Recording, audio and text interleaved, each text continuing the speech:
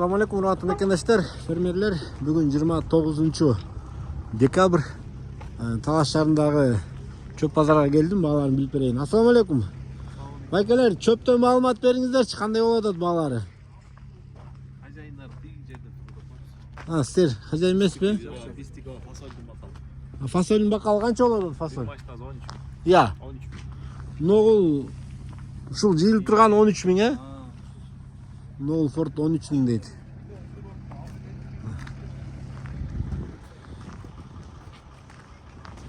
Assalamu alaikum. Саман канча экен байке? Я. 150 сом, Ана чөптөрчү. Чөптөрдүн ээлери какка кетип калды.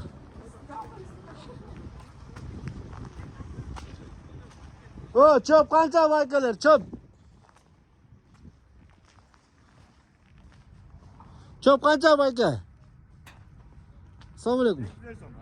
250. Barlı 250 болот о, bir tek 250. Je biraz çöp. Japay çok aralashkanlar. Kança болот atalar? 230 tanda var. Taza mesleri 230. Tazalar 250. 250 ekan atalar.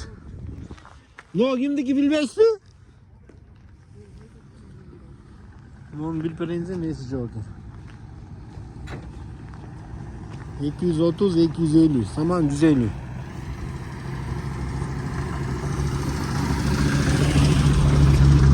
Onu sprinter kimdiki baykeler?